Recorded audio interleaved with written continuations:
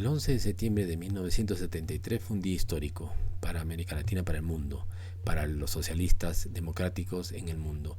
El asesinato a mano del fascismo chileno en el propio Palacio de la Moneda, en el propio Palacio de Gobierno de Chile, bombardeado, sacudido y muerto a Salvador Allende. La versión oficial es que se suicidó antes de que lo tomaran preso, y la otra versión es que fue también baleado por alguien de su entorno mismo para que asegurarse de que había muerto y no sea tomado prisionero.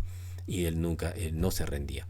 A Salvador Allende fue un político comunista, socialista de Chile, fundó el Partido Socialista en Chile y tuvo 4 postulaciones a la República, el año 52, en 1958, en el año 1964 y en el año 1970, que es donde gana con la coalición amplia de Unidad Popular, donde estaba toda la izquierda, que él contribuyó y ayudó a unir y a sumar. Fue un médico y fue una persona con mucha sensibilidad, un demócrata carta cabal y un socialista carta cabal. No se humanizó, no cambió. Cuando llegó el gobierno no hizo lo que no debía hacer, sino mantuvo su promesa de hacer mejoras y de lograr que el Estado chileno sea un Estado fuerte para dar bienestar a la población, sobre todo a los más pobres. Nacionalizó el cobre, hizo una serie de reformas, la reforma agraria, y obviamente todo eso le generó el odio de la extrema derecha y del fascismo chileno, que al final lo asesinó y le dio el golpe el 11 de septiembre de 1973. Salvador Allende además fue senador y varias veces en Chile, y fue presidente de la Cámara de Senadores en el año 66 al 69, si mal no recuerdo, y fue un demócrata que dialogaba con todos, conversaba con todos desde su identidad, desde su ser socialista. Él nunca rió, nunca negó ser socialista, y al contrario, cuando llegó puso en plan, en el marco de la Constitución, los grandes cambios que Chile necesitaba para poder modernizarse incluso y no seguir en una sociedad más atrasada. Él buscaba el socialismo no como una situación de cerrar la frontera, sino al contrario, de abrir la frontera y de tener una relación con el mundo. Si bien mantuvo las relaciones con Estados Unidos, no las rompió tampoco, mantuvo relaciones con Rusia, con China, con Cuba, pero nunca se alineó, nunca dijo, ya, ok, ya, estoy en marco de la Guerra Fría, tengo que alinearme con uno de ellos. No, mantuvo una independencia y una autonomía, y él sí decía que tenía una vía democrática al socialismo, la vía socialista por la democracia que impulsó Allende, y murió en su ley, y lo asesinaron y lo mataron, y ese día, el 11 de septiembre de 1973, entonces pasó a la historia. Hoy hay una muerte solitaria, porque además Salvador Allende fue un hombre de masas, fue un hombre abierto, transparente, que vivió en el pueblo chileno y que vive hoy en el pueblo chileno, porque hoy en el marco de esta Asamblea Constituyente para una nueva constitución, la figura de Salvador Allende está presente, es un estandarte, es una bandera de lucha, es una persona que se reivindica, y que lo reivindican no solamente los socialistas y comunistas, sino también los demócratas, porque ojo que además Salvador Allende salió elegido presidente en el año 1970 con el voto de la democracia cristiana, que en el Congreso le dio su apoyo para ser electo, porque no había ganado rotundamente, sino sacó 36%, si mal no recuerdo, y no era suficiente para en una primera vuelta asumir el poder, sino tenía que ir a una concertación en la Cámara de Senadores, de Diputados en Chile, y lograr la mayoría que le respaldara. Y la democracia cristiana, su amigo Frei, Eduardo Frei, lo apoyó, porque además Allende se comprometió, y como lo hizo, como cumplió su palabra, de no irse a las armas, de no cambiar la constitución, de no hacer nada, sino respetar el marco democrático. Y como él conocía muy bien el Estado, él era un estadista, sabía muy bien cómo el Estado podía responder a las necesidades de los más pobres, y obviamente también saber desprivatizar el Estado, hacer que el Estado no tenga favores hacia los grupos de poder económicos ni a los grupos de poder político de la extrema derecha, sino a todos, sobre todo a los más pobres, los más postergados. Entonces, y en Perú, el 11 de septiembre muere solo en una cárcel, en la celda de la base naval del Callao, Abimael Guzmán Reynoso, que fue el líder del Partido Comunista de Perú, Sendero Luminoso, y que tuvo cadena perpetua por homicidio calificado y por terrorismo. Y efectivamente fue un líder que tuvo en sus manos el inicio de la guerra popular, como le llamó, el inicio de la lucha armada en el Perú, contra el Estado, contra la sociedad, en un momento que no necesitaba el Perú una guerra. Era justamente el momento en el cual el Perú, en 1980, el Perú se abría, había sacado una constitución de 1979 con grupos marxistas que habían logrado incorporar una serie de derechos de la constitución de 1979. Hay que recordar que mucha gente dice volvamos incluso en los años hasta Humala y otra gente decía volvamos a la constitución de 1979. ¿Por qué? Porque es una constitución bastante buena, potente, más moderna y obviamente que respondía más a los intereses nacionales. Ahora la de 93 se considera que favorece mucho a los monopolios, es una constitución que debería ser rehecha. Hay sectores, propio Javier Díaz Canseco, que ya falleció, de la izquierda, que planteaba eso en una nueva constitución. Esta situación hace que Abimael Guzmán sea considerado como un genocida. ¿Por qué?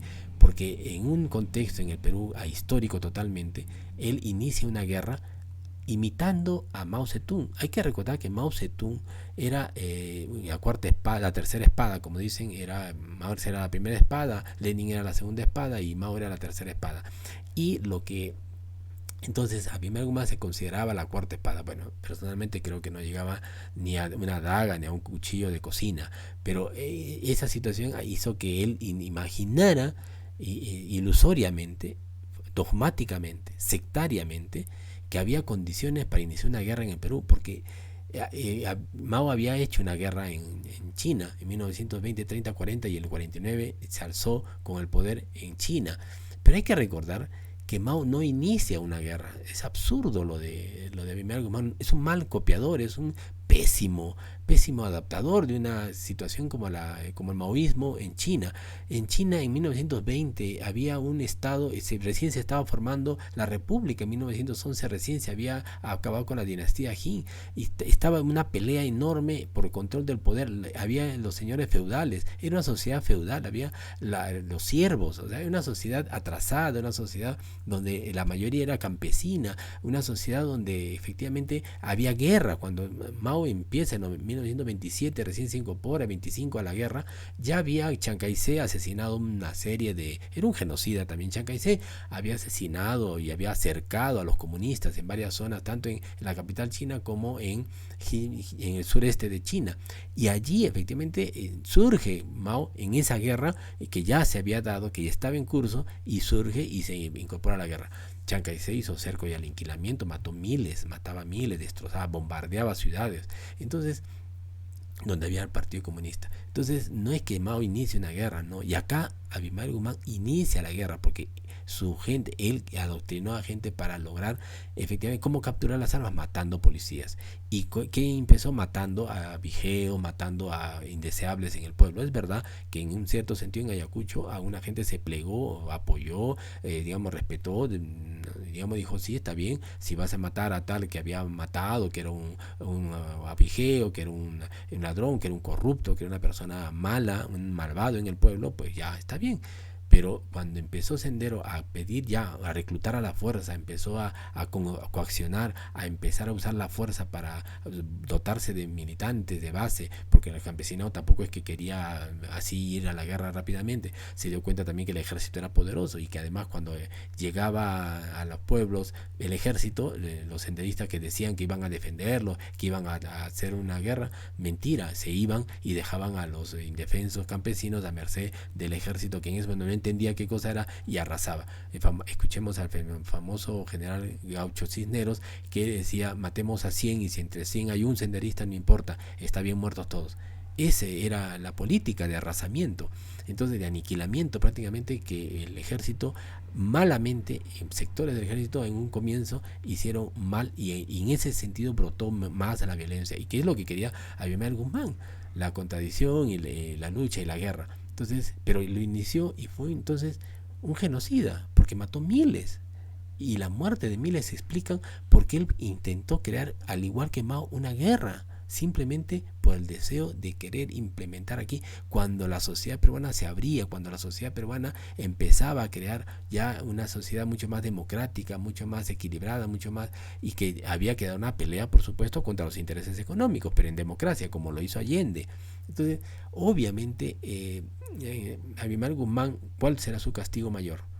No pasar a la historia como una persona que realmente reivindicó ideales hacia los pobres, sino como un genocida que efectivamente logró que el país se dividiera, que generó enormes heridas, miles de víctimas, miles de familias llorando, y enlutó al país y generó enemigos y logró efectivamente que el Perú, a partir de ese momento, en toda la década del 80, viviera una situación de terror. El terrorismo que impuso Sendero para imponer sus ideas, para imponer su forma de pensar, su política, pues no se olvidará nunca, pero él sí será olvidado.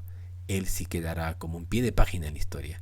Ese será el mayor castigo, y por supuesto la gloria de Salvador Allende crecerá día a día, porque la democracia tiene que transformarse y tiene que pasar a ser realmente una democracia inclusiva, participativa, democrática, donde la justicia para todos sea el pan de cada día, y no como ahora a veces, que no respeta a las minorías y a los, sobre todo a los más pobres.